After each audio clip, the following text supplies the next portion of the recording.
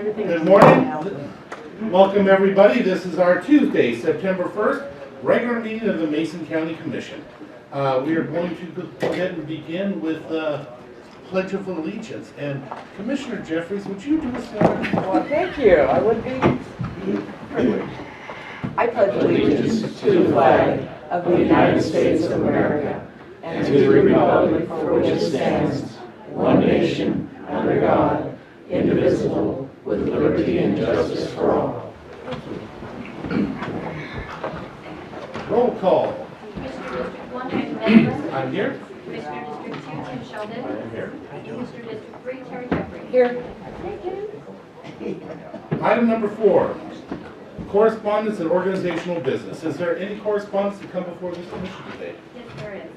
The Washington Finance Officer Association sent notice that Teresa Eric has earned the Professional Finance Officer Award. Ron Bowie sent a letter regarding Verizon Wireless.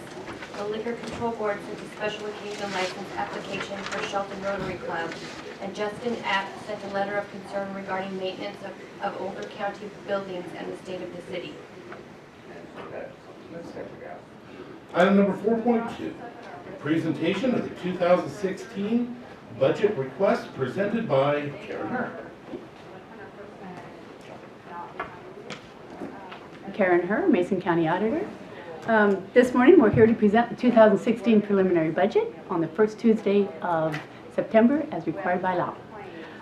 Every year it seems we make changes to this process just to make sure that it's as smooth and as transparent as possible, not only for our citizens but also for all of us that are really impacted by this budget process. This year I think we've made great progress in that direction. For the first time, our new Munis financial system will be utilized throughout the entire budget process, starting with this preliminary budget. So each department entered their anticipated revenues and their expenditure request directly into the Munis system. This was a vast improvement over years past, and it was a much more efficient process. And not one department had any trouble meeting their August 10th deadline. Once the budgets were submitted to our office, we began the audit process. Because we didn't have to re-enter these budgets in the system, it allowed us to spend considerable time correcting bars, numbers, object codes, description codes that have been incorrect from the first day we started using Munis. We also added clarification to the description codes. For instance, in my budget, instead of using a broad description of salaries, we identified them as Office Technician 1, Election Technician 2, licensing managers. And I think this level of clarity will greatly benefit the board and also all the departments when the budget discussions begin.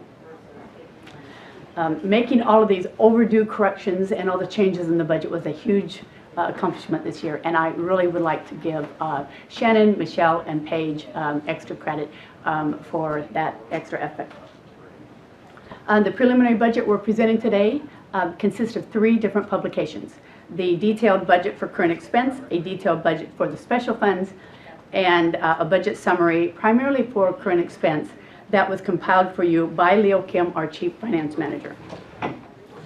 Each of these budgets include what the actual revenues and expenditures were for 2014, what they were budgeted in 2015, what revenues have been brought in and what they've spent through August of this year, and the budgets that were requested in 2016. This might be a good time to make note that you may notice when you're reviewing the detailed budgets that there is a minus in front of all the revenue numbers. Do not be alarmed. That's just how Munis was set up. It does not mean all of our revenues are in the negative. We also added an index this year, so when you're looking for a specific department, you won't have to thumb through the entire detailed budgets this year in order to find that, and they correspond with page numbers. The total anticipated revenues for 2016 are $29,485,867. That's a 1.8% increase over last year, And the total expenditure requests are $38,001,740, which is a 19.1 increase over last year. Expenditures are about 8.5 greater than revenues. So in an effort to balance this budget, we utilized available ending fund balance. During the budget process, the county commissioners need to determine the appropriate level of the ending fund balance and subsequently adjust the expenditures that can be supported by these revenues. We have included in the budget summary just a whole lot of information for your consideration.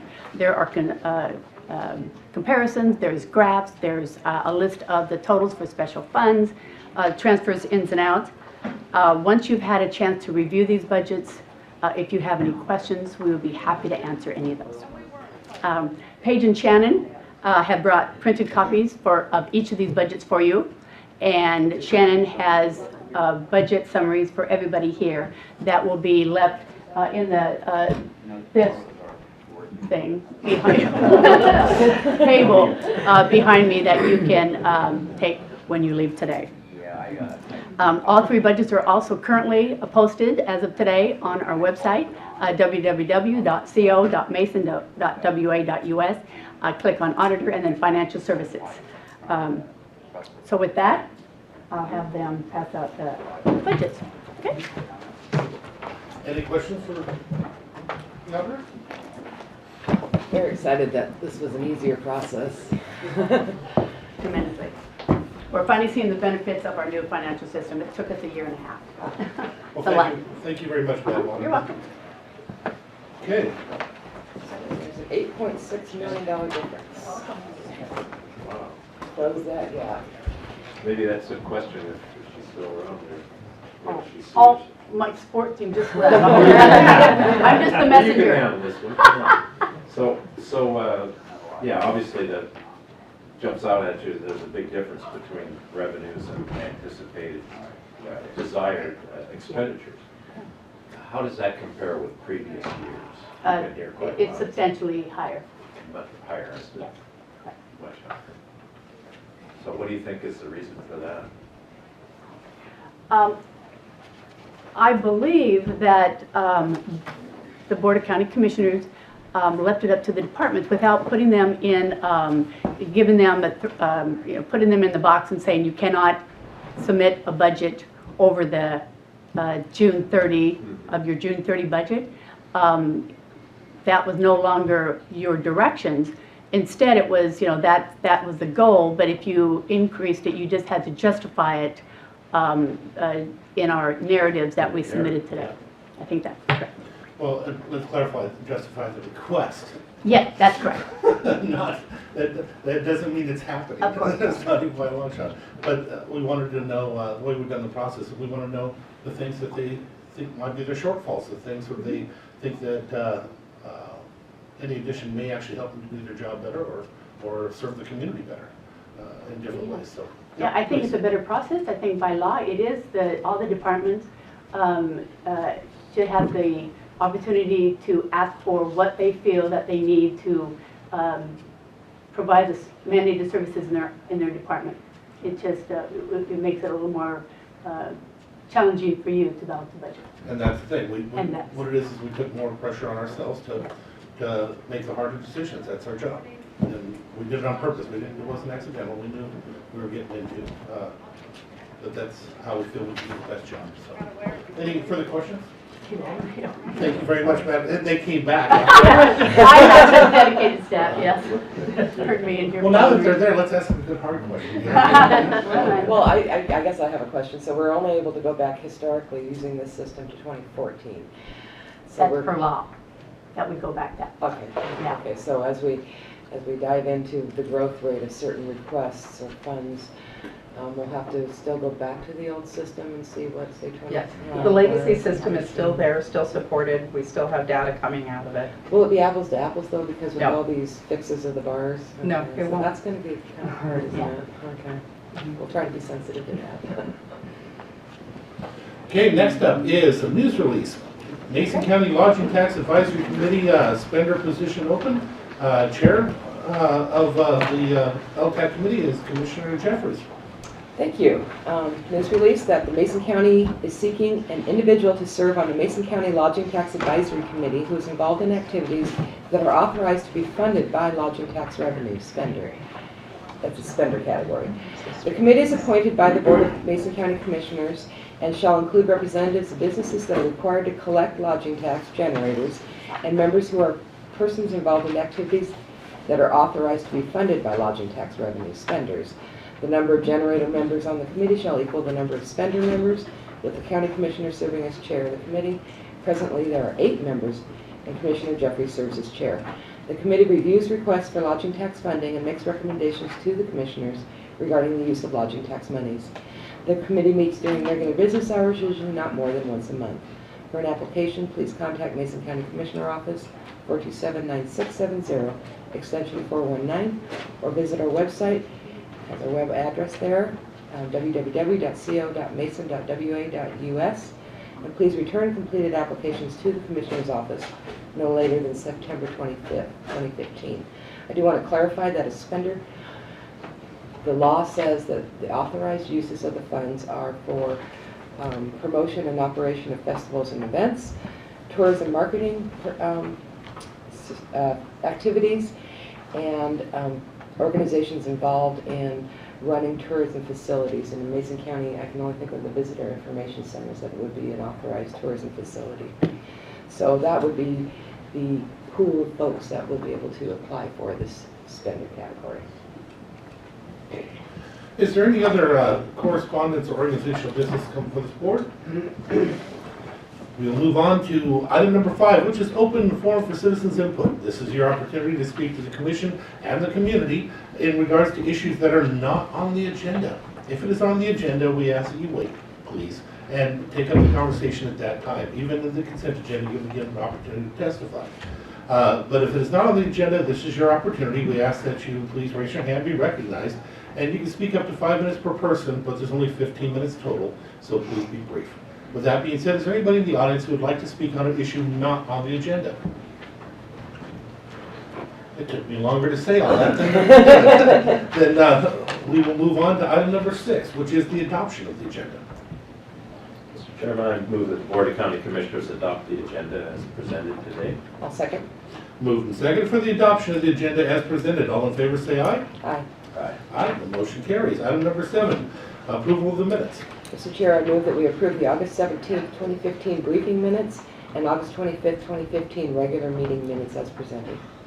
I'll second the motion, Mr. Chairman. It's been moved and seconded for the approval of the minutes, August 17, 2015 briefing minutes and August 25th, 2015 regular meeting minutes.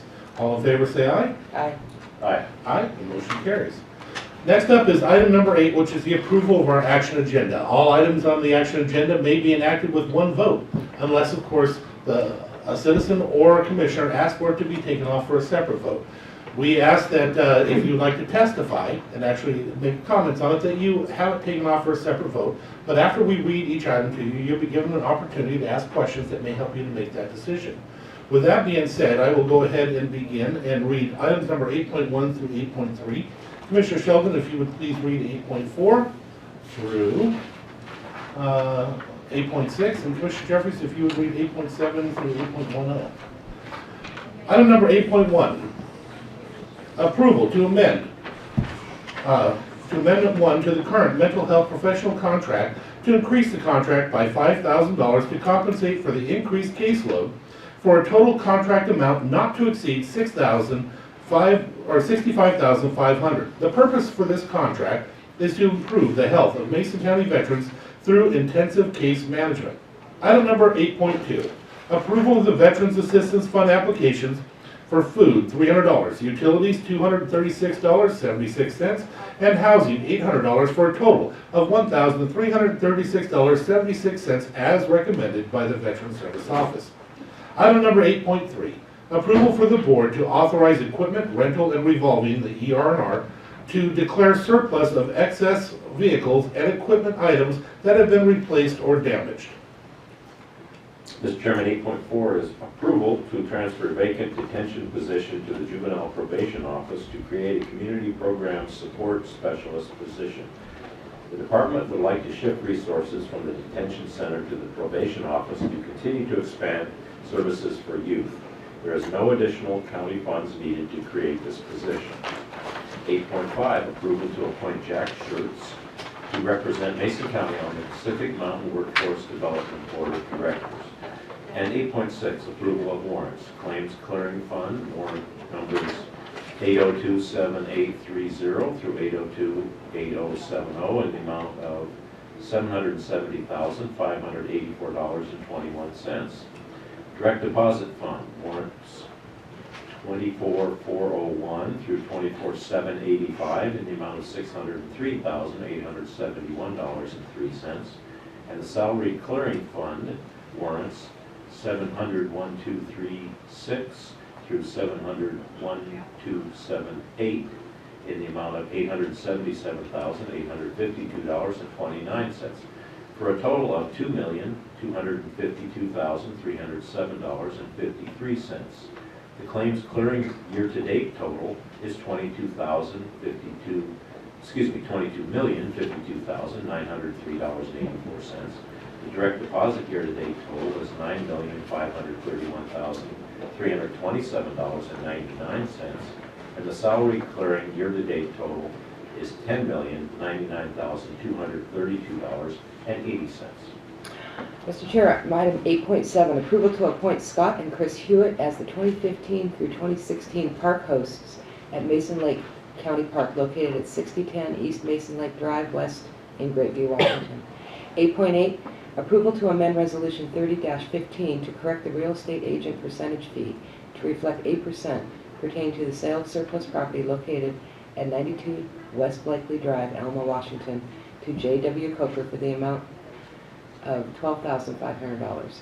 8.9, approval of the resolution to close North Shore Road, County Road 70390, from September 8, 2015 at 6 a.m. to October 30, 2015 at 5 p.m. due to the Little Mission Creek Culvert Replacement Project. 8.10, approval to set a public hearing on Tuesday, September 22nd, 2015 at 6:30 p.m. to inform citizens of the availability of funds and eligible uses of the state Community Development Block Grant, CDBG, and receive comments on proposed activities, specifically a local micro-enterprise assistance program. Thank you, Commissioners. With that being read to you, this is your opportunity to ask any questions you may have that would help you to decide whether to take it off for a separate vote. Again, if you want to testify, please wait and have it taken off, and we will give you that opportunity. With that being said, is there anybody who has any questions about any of the items that would help you to make that decision on whether to take it off for a separate vote? Hearing none, is there anybody who would like a specific item taken off for a separate vote? Mr. Chair, 8.1, have 8.1 for a separate vote, please. 8.1 will be removed for a separate vote. Is there anybody else who would like any of the items taken off for a separate vote? Commissioners, any items? Mr. Chair, I have a question, and it's not really a question, with your indulgence. I like the expediency of an action agenda, but I think there's some really important things that don't get fleshed out for the public's information. And with your permission, I would like to ask our juvenile probation manager to describe the changes in our JDA program, which I'm extremely proud of, and I just think this is a great opportunity for you to share. Would that be okay? Well, how about if we have it taken off? Okay. And then we'll give an opportunity for the full, which number? 8.4. 8.4. Is there any other items? Hearing none, I will entertain a motion. Mr. Chair, I'd move that we approve item 8.2, 8.3, 8.5, 6, 7, 8, 9, and 10 on today's action agenda. Mr. Chairman, I'll second the motion to approve those items. It has been moved and seconded for the approval of item number 8.2, 8.3, 8.5, 8.6, 8.7, 8.8, 8.9, and 8.10. 8.1 and 8.4 have been removed for a separate vote. Any discussion? I just want to share with the public also that 8.10, the application for the CDBG grant should be on our website later this week, so people can review it before the hearing date.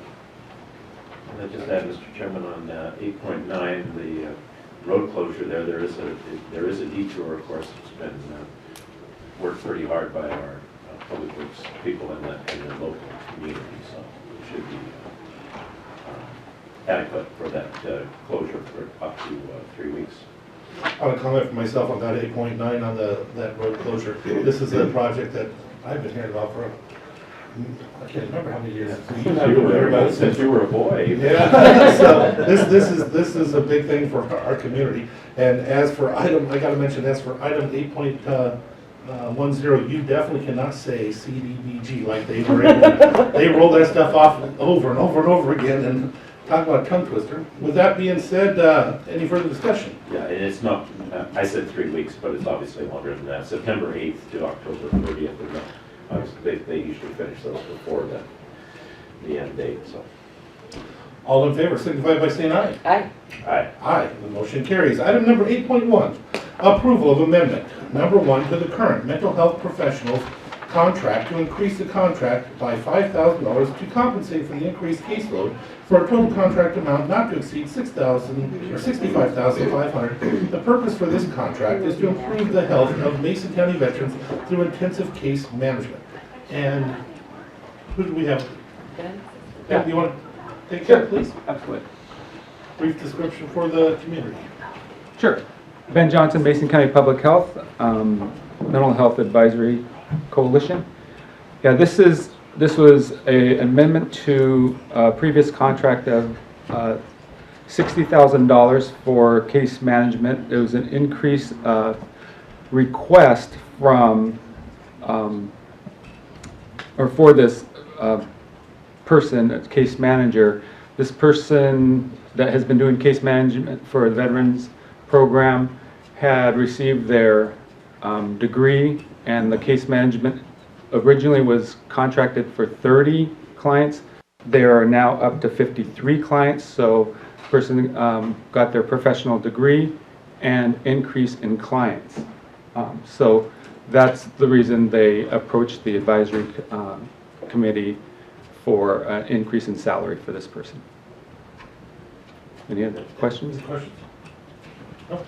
From the audience, any questions from the audience? Thank you very much. Is there anybody in the audience who would like to testify at this time? Long time no see, my friend. Please step up and tell us who you are, because we forgot. Where you're from? Is that Bushy Road?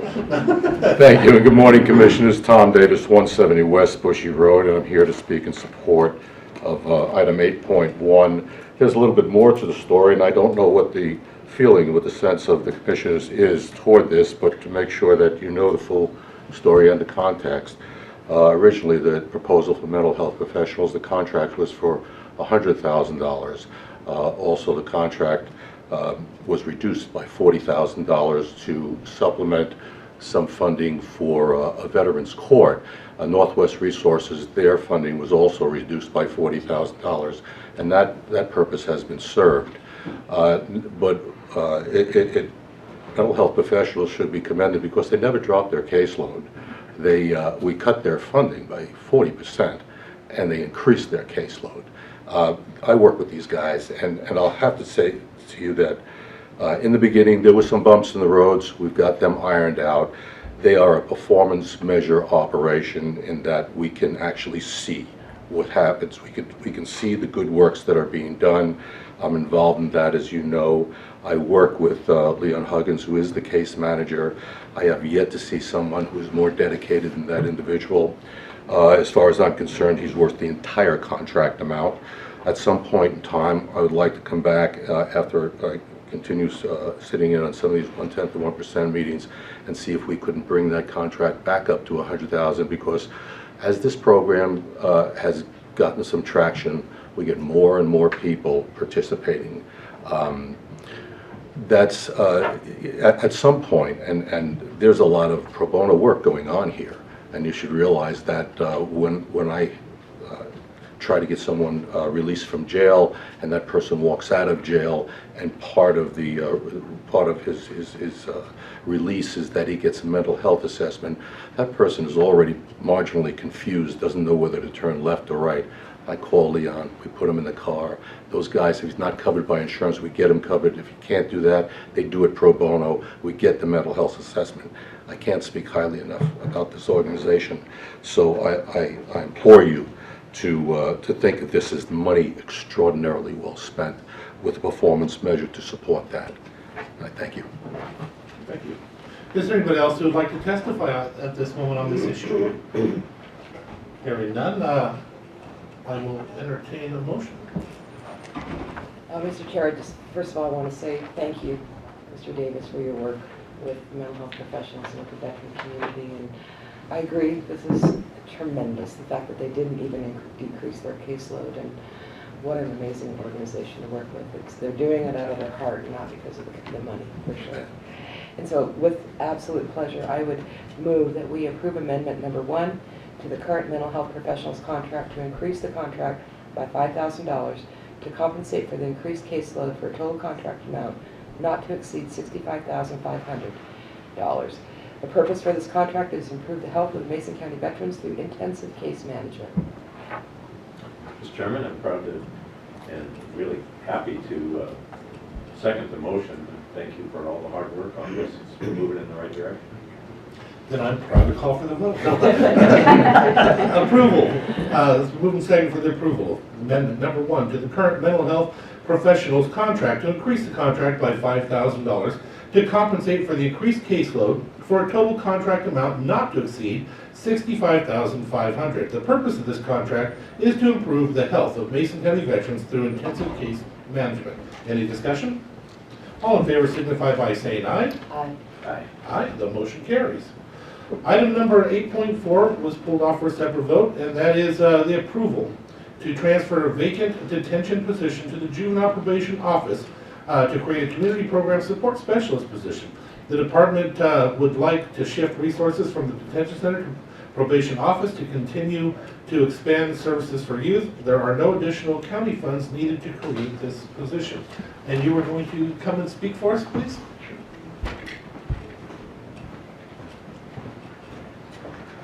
Good morning, Commissioners. Jim Madsen. I'm the Juvenile Court Administrator here in Mason County. I appreciate the opportunity to talk more about our JDAI program, and this request is in direct support of that. And JDAI stands for Juvenile Detention Alternative Initiative, and we are one of 10 sites in the state of Washington and one of about 300 sites across the United States that are a part of this initiative. And this initiative is meant to make sure that our juvenile detention center is housing the correct kids, that we're not putting low-risk kids in with higher-risk kids, and potentially making them more criminogenic. And by doing that, what we the shift is if we're not going to hold them accountable in detention, then what are we going to do with them? And this program is meant to develop different community programs, a lot of them based on evidence-based practices or principles, and serve the youth and their family in these programs rather than having them sit in detention. And with this JDAI program, we keep a lot of data to track how these programs are going, how many kids are going into the programs, how many were served, how many graduate from the programs, and it creates a real workload issue in our probation side of our house. And the idea is to reduce the amount of resources needed to run a detention center financially, as well as staff time and energy. And I'm happy to report that you guys will see in the budget requests that we've made a substantial cut to the detention center.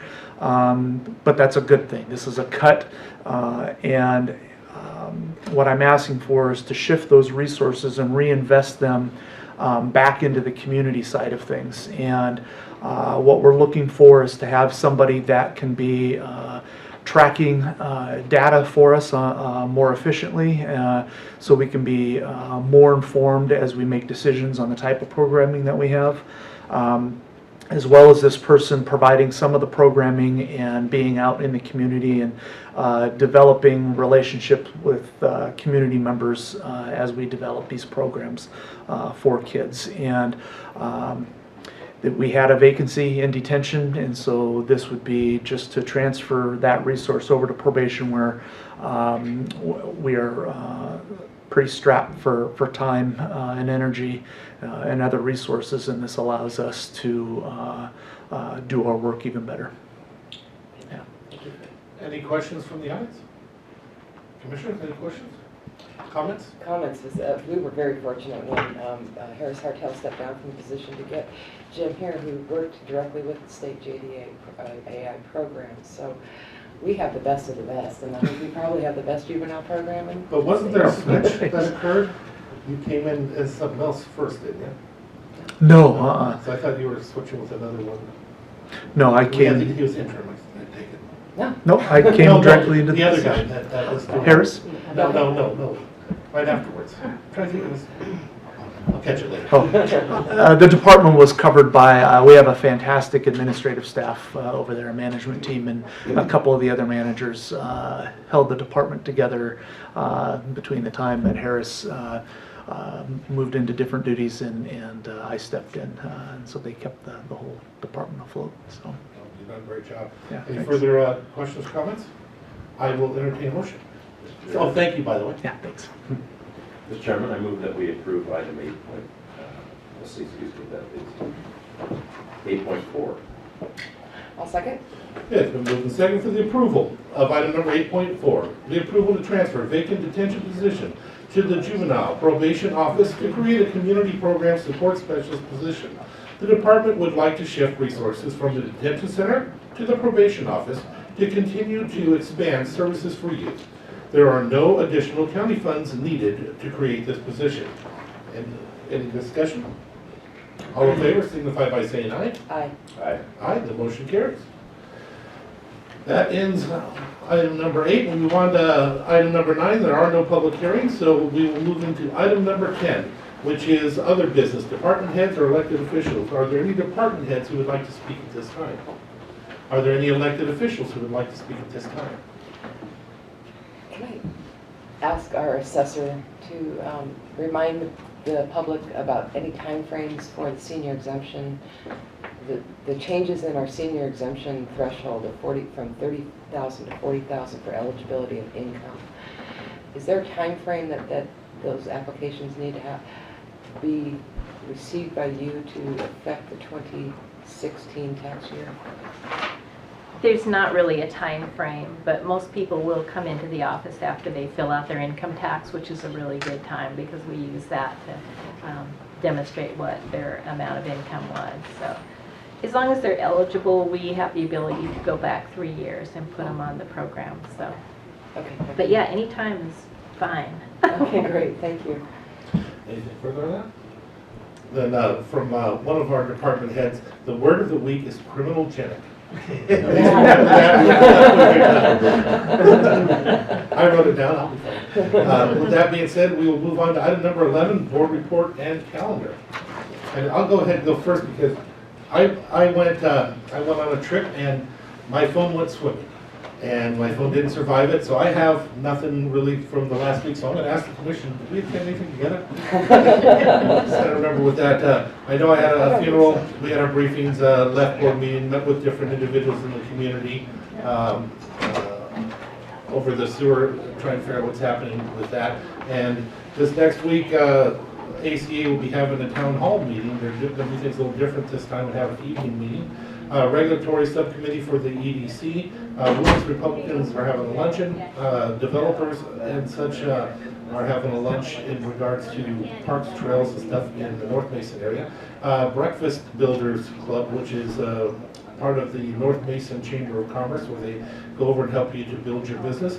Kids Up Alliance of Property Owners are having a town meeting in regards to administrative law and how to stop that through counties and the like, of having administrators determine rules and codes that become law without it actually being brought forward to the commissions and the like. They have a lot of that in Kitsap County, I guess, is And so they wanted me to show up to hear this one, so I will.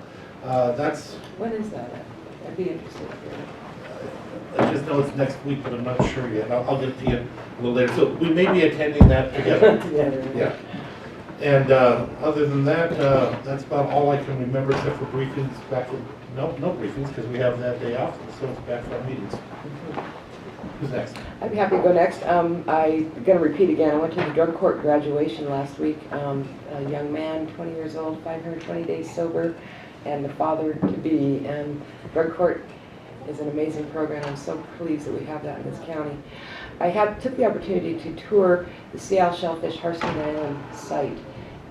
If you'll remember, Steve Bloomfield, former commissioner, came and shared with us their vision for that site to have both a buoy duck hatchery built as well as a B&B type facility to entertain some of their foreign clients, and then maybe some agro-tourism activities. Gorgeous site, 56 acres of tidelands that they're farming, both buoy duck, and they're beefing up their oyster production. They're hoping to, when they get all of their oyster all built, I don't go into the explanation how they're doing it. They hope to have about 20 million clams or oysters coming out of there a year, in addition to all their buoy duck.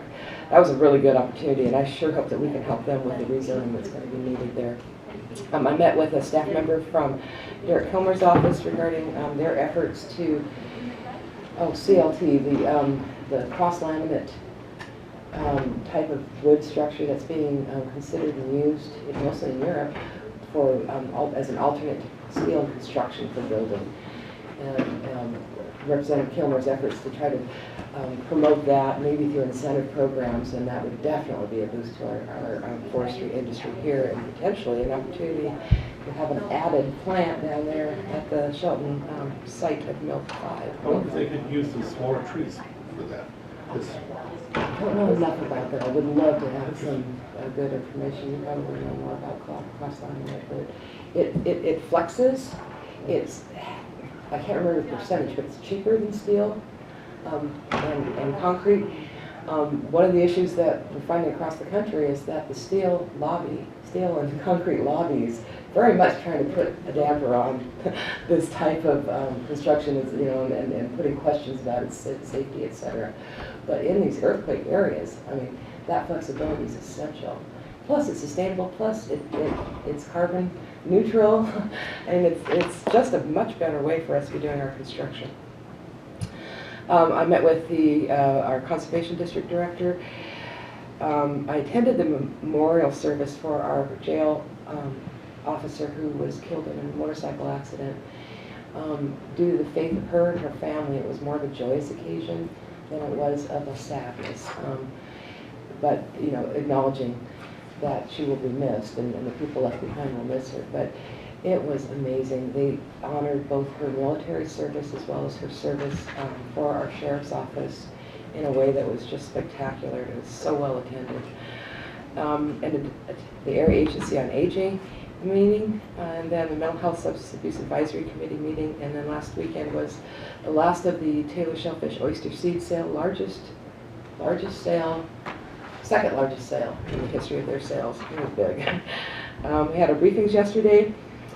Let's see, I'll have a meeting with Harris Hartel on what he's been working on in district court, and Wednesday at 11 o'clock there will be a presentation in these chambers on some changes to the district court probation program, some potential requirements of moral recognition training, as well as a move towards therapeutic courts in the district court. I'll be meeting with our regional support network director, and then I have some personal things I'm doing. And there's a going away party for Diana Birch from the assessor's office on Friday at 3:30. And as a long time been here, she took another position. She will be missed, and that'll be big shoes to fill.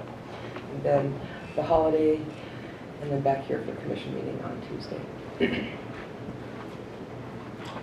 Thank you, Mr. Chairman. So after our briefings last Monday, spent some time with several constituents and working on some projects with the Board of Good Sport. They just graded their parking area. They're working with a local group here in Shelton. It's a disc golf club.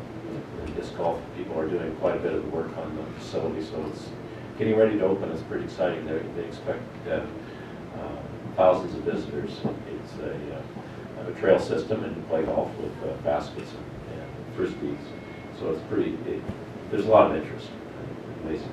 I had a meeting with the Squaxin Business Organization, and I mentioned the Port of Food Support. Also spent a little time with the Port of Shelton. Was out on the Oakland Bay Marina, take a look at the Flupsy operations, the floating upwelling system that several shellfish growers have there in the boathouses. And that's quite unique. And it's a smaller scale than what Kevin does, just adjacent to them as well.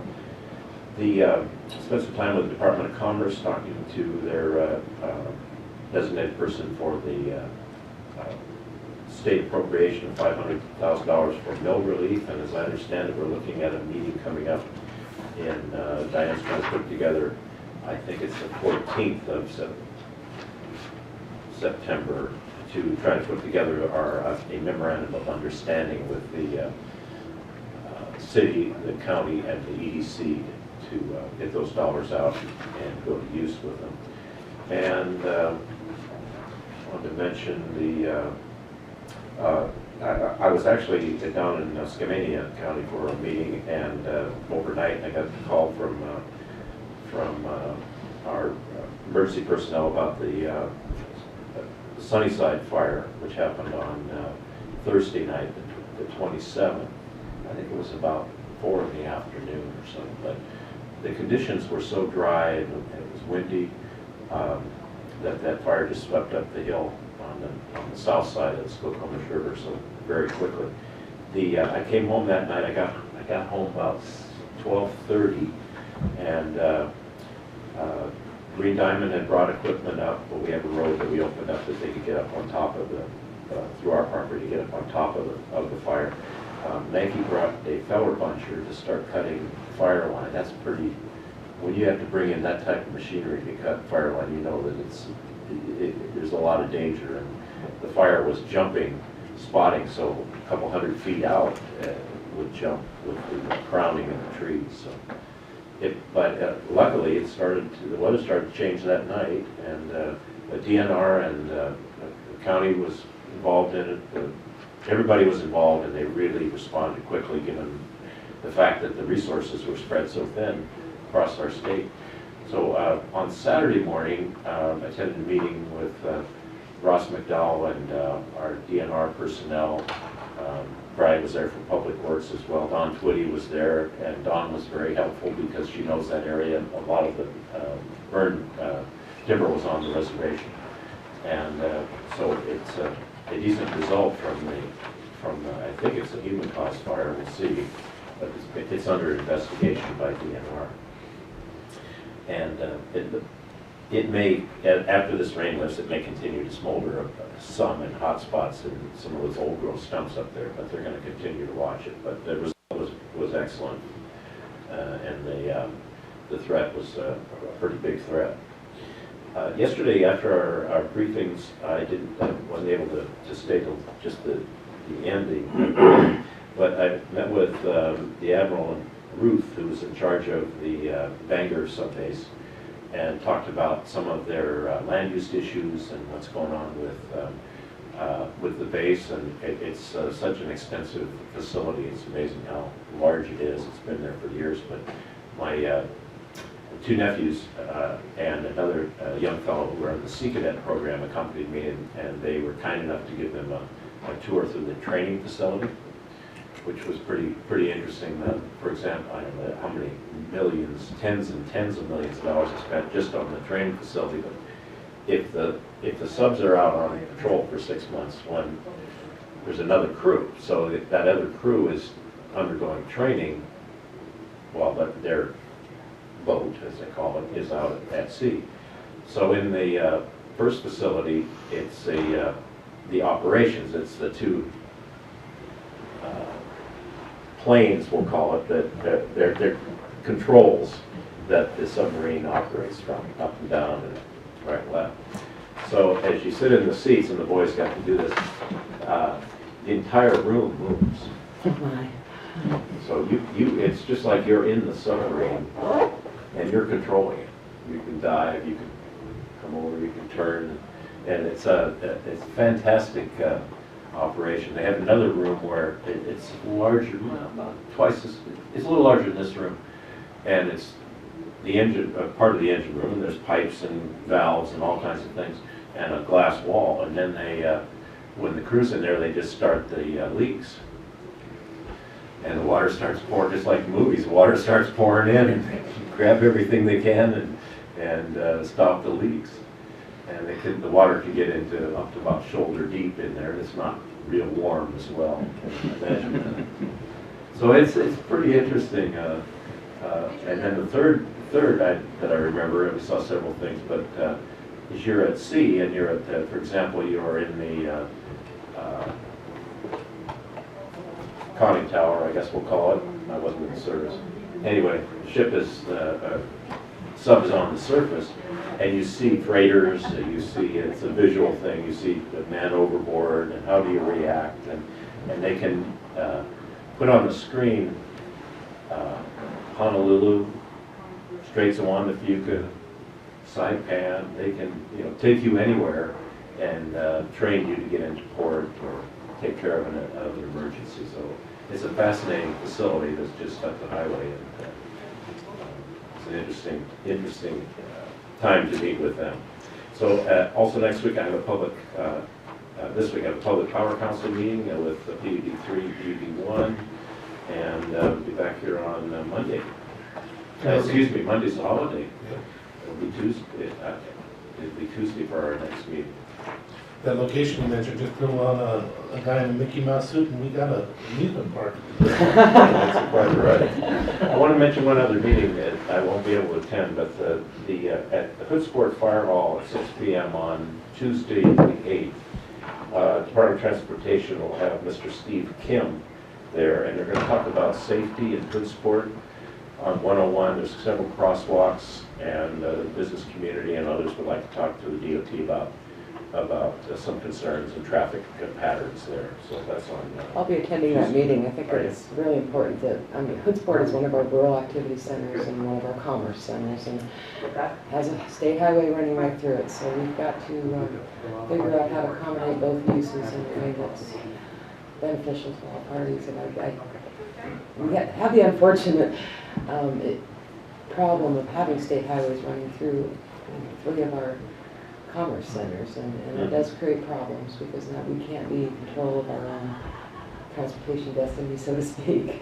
So I'm hoping we can at least, get some issues taken care of in transport.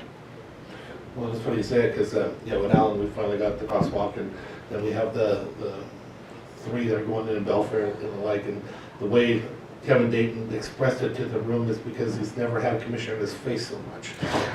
So it's beneficial to be there and to get on. Anything further? Then I will entertain a motion to adjourn. So moved.